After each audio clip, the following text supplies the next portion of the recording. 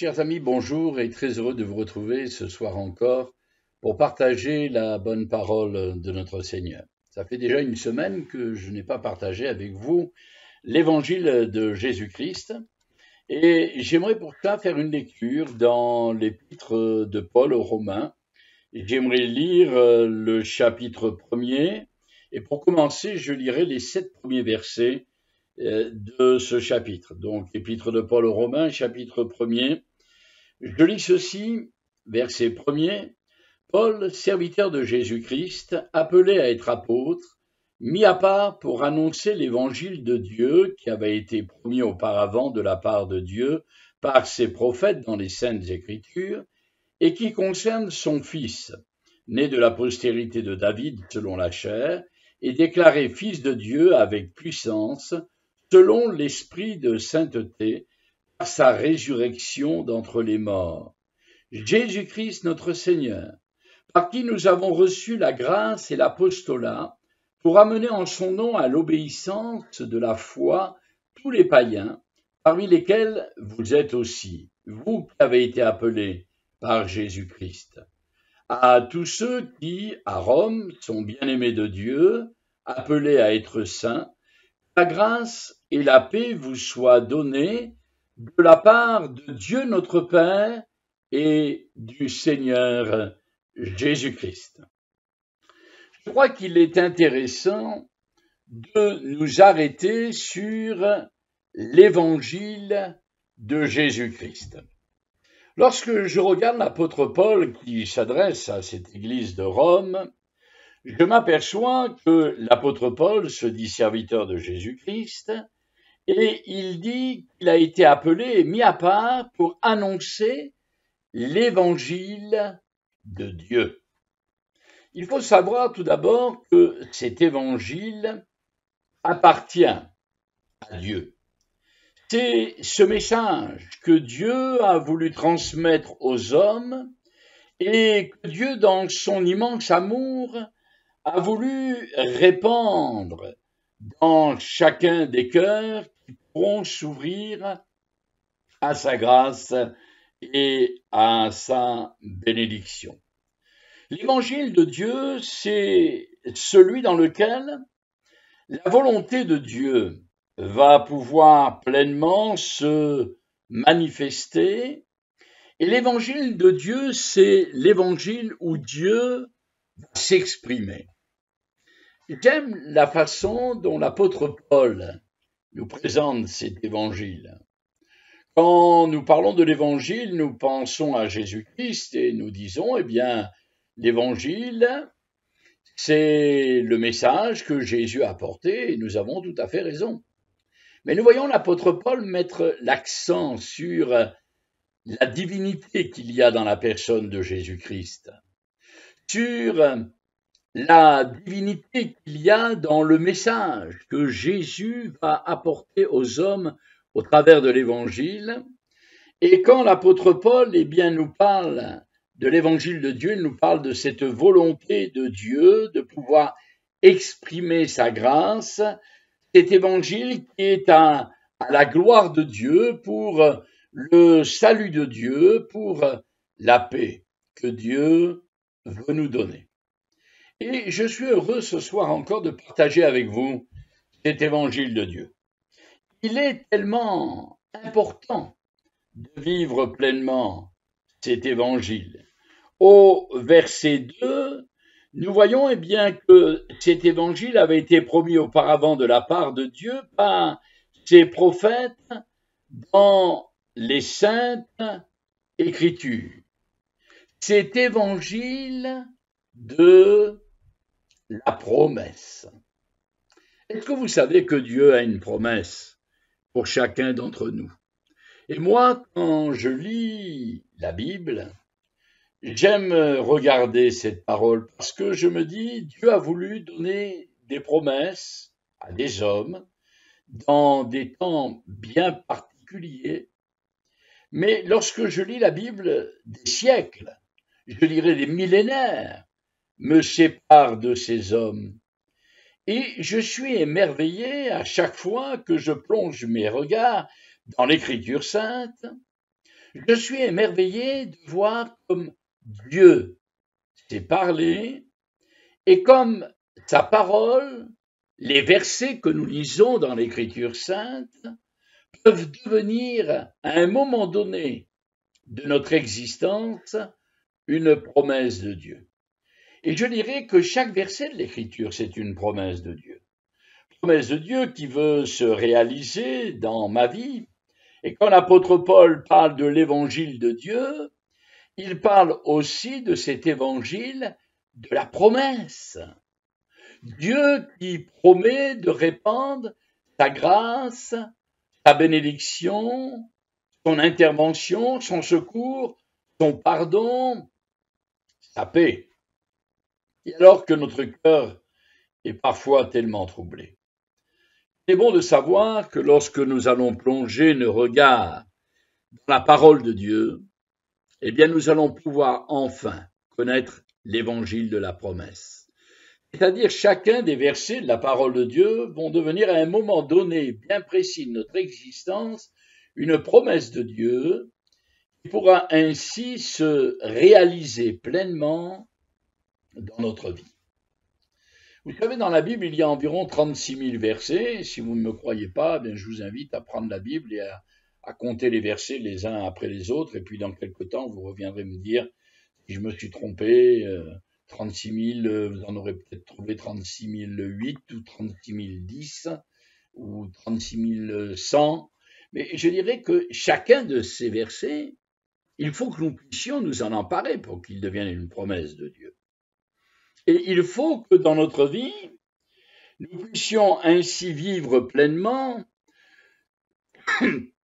cet évangile de la promesse, c'est-à-dire cet évangile qui est promis par Dieu, et cet évangile qui va amener pleinement en moi la puissance de Dieu de se manifester. Promesse de Dieu qui se révèle au travers des prophètes, mais il nous est dit préparer pendant des siècles afin que cette promesse puisse pleinement s'accomplir dans la personne de notre Seigneur Jésus. Et cet évangile, voyez-vous, nous avons besoin de vivre pleinement l'évangile de la grâce, l'évangile du pardon, cet évangile de Dieu, cet évangile de la promesse. Oh, j'aime lorsque Ésaïe prophétise sur la personnalité de Jésus et dans le chapitre 53, lorsque nous entendons le prophète parler de Jésus, il n'avait ni beauté ni éclat pour attirer le regard. Ceux qui attirent vers Dieu, ce ne sont pas des choses visibles. Nous nous sommes habitués à être attirés par ce que nous voyons, par ce que nous ressentons, par les odeurs, par ce que nous pouvons entendre, par ce que nous pouvons goûter. C'est cela qui nous attire. Mais voyez-vous, les choses de Dieu appartiennent à ce monde qui n'est pas le monde du visible, qui n'est pas le monde de la sensualité, qui n'est pas le monde temporel dans lequel nous existons, mais la dimension de Dieu et l'évangile de Dieu nous amènent dans ce qui est spirituel, dans ce qui est éternel. Et j'aimerais tout simplement vous encourager pour que vous puissiez vivre pleinement ces saintes écritures et que vous puissiez expérimenter la bénédiction de Dieu pleinement dans votre vie. Est-ce que vous êtes prêt à vous abandonner entre les mains du Seigneur? Nous voyons au verset 3, il nous est dit, et ce qui concerne son fils né de la postérité de David. Cet évangile de Dieu, cet évangile de la promesse, Cet évangile, le verset 3, nous dit qu'il révèle la personne de Jésus en tant que Fils de l'homme, venant comme un simple homme, Jésus, le Sauveur du monde, tel que Jean le Baptiste pouvait le dire, voici l'agneau de Dieu qui ôte le péché du monde. Extraordinaire de voir cette promesse de Dieu qui se réalise pleinement dans la personne de notre Seigneur et de notre Sauveur Jésus.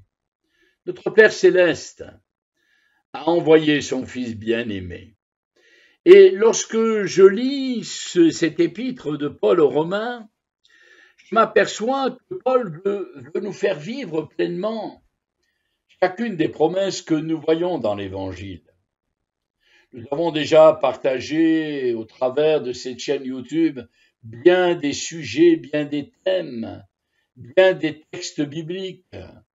Et chacun des pasteurs qui se sont succédés les uns après les autres ont abordé tellement de thèmes durant ces 3 mois dans lesquels nous avons été séparés par le confinement, dans lequel nous n'avons pas pu encore nous retrouver. Ça va arriver bientôt, on se rapproche jour après jour de ce 12 juillet où nous pourrons enfin retrouver nos lieux de culte et nous réjouir de la présence de notre Seigneur et de sa fidélité, de sa grâce. Mais cette séparation nous amène à réfléchir. Sur quoi est fondée notre foi? Est-ce que la promesse de Dieu est seulement autour d'une ambiance, avec de beaux chants, avec de belles prédications, avec toute, je dirais, une liturgie entre guillemets évangélique, avec les chants, avec tout ce que nous pouvons faire lors de nos réunions? Est-ce que notre foi est fondée sur ce que nous ressentons seulement d'une façon temporelle et charnelle? Ou alors, est-ce que nous entrons pleinement dans cet évangile qui révèle la personne du Sauveur, la personne de Jésus-Christ, celui qui nous a tellement aimés, qui n'a point hésité à donner sa vie? Et voyez-vous, je pense que nous avons besoin de réfléchir sur cet évangile de Jésus-Christ, évangile qui veut nous amener dans la grâce de Dieu. Dans ce chapitre 1er de l'épître de Paul aux Romains, Paul dit ceci au verset 15, « Ainsi j'ai un vif désir de vous annoncer aussi l'évangile à vous qui êtes à Rome. » Et il rajoute, « Car je n'ai point honte de l'évangile de Christ. C'est une puissance de Dieu pour le salut de quiconque croit, du juif premièrement, puis du grec, parce qu'en lui est révélée la justice de Dieu par la foi et pour la foi, selon qu'il est écrit, le juste vivra par la foi. » L'apôtre Paul, après nous avoir parlé de cet évangile de Dieu, après nous avoir parlé de l'évangile de la promesse, après nous avoir parlé de l'évangile qui nous révèle la personne de Jésus, voici qu'il parle maintenant de ce sentiment qu'il a pressant d'annoncer le beau message de Jésus-Christ. C'est tellement extraordinaire d'annoncer l'évangile et je bénis Dieu d'avoir ce privilège d'être prédicateur de l'évangile. Oh, comme notre cœur se réjouit lorsque nous annonçons l'évangile et que nous voyons un homme, une femme qui s'approche du Seigneur.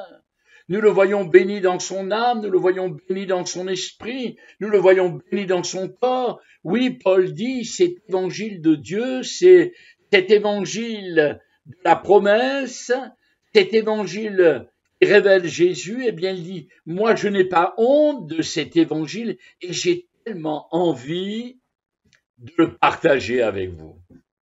C'est un privilège ce soir de partager avec vous l'évangile de Jésus-Christ.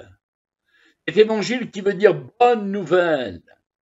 Dans un monde où on nous annonce catastrophe sur catastrophe, alors que nous sommes en train de sortir péniblement de cette pandémie, ne sachant pas exactement qui a tort, qui a raison, ce que l'on nous a dit, si c'était vrai, si c'était faux. Tellement d'interrogations sont là. Voici que l'OMS nous dit que cette pandémie est en train de se répandre davantage dans le monde. On s'aperçoit que si nous vivons seulement dans ce monde, alors oui, on va faire la fête comme c'était la fête de la musique. Là, il y a quelques jours, les hommes sont tous descendus dans la rue. C'était dimanche soir, la fête de la musique, oui. Le jour de l'été, alors voilà, on fait la fête, on s'enivre, on se retrouve tous ensemble et de voir ces foules qui étaient là, amassées les unes des autres alors qu'on nous parle de garder nos distances, de mettre des masques. Il semble que cela semble tellement insensé. Et oui, on est dans un monde de folie, un monde de plaisir, un monde qui ne pense qu'à jouir du moment présent parce que il ne sait pas ce que demain il va faire. Vous savez, il nous est parlé d'une parabole dans l'Évangile. C'est la parabole de cet homme riche. Cet homme riche, eh bien, il avait eu une très bonne récolte. Il avait eu tellement une bonne récolte qu'il dit c'est formidable, je vais agrandir mes hangars. Alors il a commencé à agrandir ses hangars, à mettre des silos un peu plus et un peu plus. C'était tellement extraordinaire. Et alors qu'il est en train de construire sa richesse, heureux de pouvoir s'agrandir et d'étendre sa richesse, eh bien la parole de Dieu nous dit insensé, parce que cette nuit même, son âme lui fut redemandée. Nous construisons notre vie pourquoi? Seulement pour le temps présent? Seulement pour ce qui est temporel? Paul dit « Je n'ai pas honte de l'Évangile ». Aujourd'hui, nous avons honte souvent de dire ce que nous sommes, parce que nous avons peur d'être jugés, parce que nous avons peur d'être montrés du doigt. Et pourtant, Jésus nous a donné un message à répandre, aller par tout le monde et prêcher la bonne nouvelle à toute cette création, à tout ce monde. Pourquoi aurais-je honte de l'Évangile? Aujourd'hui, de plus en plus, les gens affichent ce qu'ils sont, affichent ce qu'ils pensent, et n'ont pas honte d'afficher leurs péchés, d'afficher et de revendiquer leurs péchés. Et nous devrions nous taire et avoir honte d'annoncer cet évangile de Jésus-Christ? Eh bien non. L'apôtre Paul dit, j'ai envie à vous qui êtes à Rome, j'ai vraiment un vif désir, c'est quelque chose de fort en lui, j'ai un vif désir d'annoncer, oui, nous sommes heureux, d'annoncer la parole de Dieu, d'annoncer cet évangile de la grâce, cet évangile de Dieu, cet évangile de la promesse, cet évangile qui révèle Jésus, cet évangile qui est cette puissance de Dieu, qui va nous donner de l'autorité. Ça fait quelques années que je prêche l'évangile et j'ai vu tellement de belles choses. J'ai vu des vies complètement transformées. J'ai vu des vies bouleversées par le message de l'Évangile. Et l'apôtre Paul dit « Je n'ai point honte » au verset 16 de ce chapitre 1er de l'Épître aux Romains, « car je n'ai point honte de l'Évangile de Jésus-Christ ». Pourquoi? Parce que c'est une puissance de Dieu pour le salut de quiconque croit. L'évangile de Jésus-Christ, c'est la puissance de Dieu. Et j'aimerais que cette puissance de Dieu puisse se manifester dans votre vie maintenant. J'aimerais que cette puissance de Dieu puisse maintenant vous libérer de vos angoisses, de vos difficultés, de votre maladie. Et alors que je vous parle de cette puissance de Dieu et que je vous dis que je n'ai pas honte de l'Évangile, je sens en moi mon cœur bouillir et je sens en moi cette puissance de Dieu qui se manifeste pour vous dire, vous qui êtes là, dans la détresse.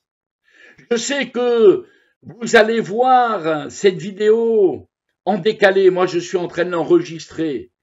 Ce n'est que dans quelques jours que vous verrez cette vidéo que je suis en train d'enregistrer. Mais je sais qu'il y a là une personne qui est en train de regarder cette vidéo et qui a besoin dans sa vie de la puissance de Dieu. Tu te sens angoissé, tu te sens tiraillé, tu as des idées terribles qui traversent ton esprit, tu ne sais comment te sortir de tes problèmes. Ton corps est meurtri par la maladie, ta vie est en train de vaciller, tu es là dans la difficulté. Oui, l'évangile est une puissance de Dieu, parce que l'évangile est une puissance de Dieu. Alors toi qui m'entends, toi qui m'écoutes, à l'instant même, Dieu veut intervenir dans ta vie.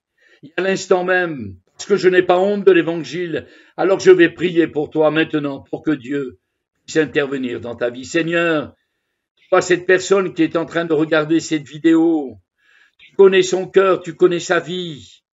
Tu vois, Seigneur, la détresse qu'il y a en elle, tu vois chacune des douleurs qu'il y a dans son corps. Vois comme le diable met dans son esprit des pensées mauvaises, allant jusqu'à désirer se supprimer. Seigneur, je t'en supplie dans le nom de Jésus, parce que l'évangile est la puissance de Dieu. Alors tu interviens pour cette personne qui est concernée par cette prière maintenant. Cette personne qui est atteinte dans son âme, dans son esprit et dans son corps, à l'instant même, au nom de Jésus. Sois libéré. Au nom de Jésus, que Dieu intervienne dans ta vie. Parce que comme Paul, je peux te dire, je n'ai pas honte de l'évangile. C'est une puissance de Dieu. Je crois que Dieu vient d'intervenir d'une façon miraculeuse. Et j'aimerais, chers amis, que vous puissiez simplement vous manifester. Vous avez l'adresse de notre église de Nice, 8 boulevard de Cimier, vous adressez un mot, ou alors, essayez d'avoir nos numéros de téléphone et nous dire, que oui, c'est vrai, vous étiez concerné. Je sais qu'au moment où j'ai dit cela, une personne avait besoin d'entendre cela et je crois que Dieu vient d'intervenir au travers de cette vidéo. C'est ça, la puissance de l'évangile.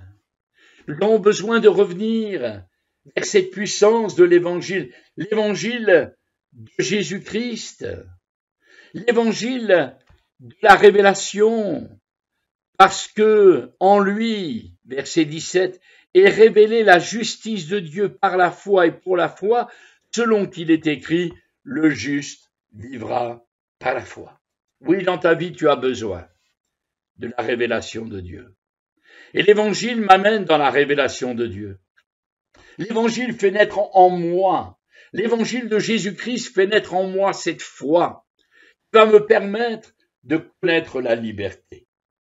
Oh, toi qui viens d'être libéré par le Seigneur, alors qu'à l'instant même je priais pour toi, Dieu t'a fait connaître cet évangile par cette foi qui vient de mettre dans ton cœur. Laisse cette foi grandir. Laisse-la grandir au plus profond de ton être. Il y a quelque temps, je revenais d'un voyage d'Afrique et j'avais amené dans mes bagages des avocats. Et ces avocats étaient délicieux comme ils peuvent l'être en Afrique. Et j'ai dit, il était tellement bon, j'ai dit, je veux garder un souvenir de cet avocat. Alors j'en avais plusieurs et j'ai mis dans une jardinière 2 noyaux. Mais je ne croyais pas, je les ai mis, mais j'ai dit, j'ai mis comme ça, je savais pas trop comment je pouvais faire pousser. Alors je sais que ça pousse facilement, mais bon, je savais pas trop comment. Et puis, j'avais même oublié à quel endroit de la jardinière j'avais mis. Puis depuis quelque temps, je voyais quelque chose de pousser parmi mes fleurs. Je me dis, tiens, c'est marrant ce truc. Et puis, à force de regarder, je me suis aperçu que c'était mes avocats. Non seulement ils avaient pris racine, mais ils étaient en train de pousser. Alors jusqu'où ils vont pousser? Je ne sais pas. Dans quelque temps, je vous donnerai les dimensions de mes avocats qui reviennent du Bénin. Mais je peux vous dire une chose, c'est que j'ai été émerveillé de voir que d'un noyau planter comme cela négligemment dans une jardinière sans avoir aucune certitude que cela allait pousser, eh bien maintenant, je suis heureux de savoir que ça va être un petit arbre, un arbuste. Oh, dans une jardinière, ce ne sera pas un arbre géant, mais ce sera, voilà. C'est un peu comme la foi. Cette fois, comme le semeur, il sème. Il ne sait pas trop où ça va tomber. Parfois, ça tombe sur de la rocaille. Parfois, ça tombe sur le chemin. Le soleil arrive. Ça prend pas. Et puis, tout d'un coup, ça tombe dans de la bonne terre. C'est cela, l'évangile de Jésus-Christ. Cette foi qui est là, jetée au travers de ces vidéos, eh bien, c'est ce que nous faisons. Nous apportons cette foi en Jésus-Christ. Nous ne savons pas ce que ce noyau de la foi que nous sommes en train de déposer va faire, mais ce que je crois ce soir, c'est que Dieu va faire que cette foi prenne racine profondément dans votre cœur. Comme Jésus peut le dire, si vous aviez la foi comme un grain de moutarde, vous diriez à cette montagne, ôte-toi de là et jette-toi dans la mer, et elle le ferait. Quelle belle image. Ces montagnes qui s'élèvent dans notre existence, l'évangile de Jésus-Christ nous enseigne que si nous avons seulement une toute petite foi, insignifiante, elle est suffisante pour balayer ces montagnes qui s'élèvent devant notre vie. Et puis, chers amis, je vais terminer avec quelque chose d'important, parce que dans le chapitre 2 de l'Épître aux Romains, c'est au verset 16, voici ce que dit Paul, c'est ce qui paraîtra au jour où, selon mon évangile, Dieu jugera par Jésus-Christ les actions secrètes des hommes. L'évangile de Jésus-Christ, Paul dit, eh bien cet évangile, il va faire, Dieu jugera par Jésus-Christ les actions secrètes. Oh, chers amis, j'aimerais vous encourager à prendre une décision maintenant. Vous ne pouvez pas rester séparés de Dieu. Mais il est temps pour vous maintenant de vous réconcilier. En attendant ce jour où Jésus reviendra, mais il reviendra pour juger, c'est-à-dire pour apporter un acte sur ce que nous avons fait. Il va acter ce que nous avons fait. Ce jugement pourra devenir une condamnation qui nous éloignera de Dieu pour l'éternité. Oh, je vous en supplie dans le nom de Jésus-Christ, soyez réconciliés avec Dieu. Cet évangile, c'est l'évangile de la puissance de Dieu, Dieu qui veut intervenir, Dieu qui veut se manifester, Dieu qui veut agir.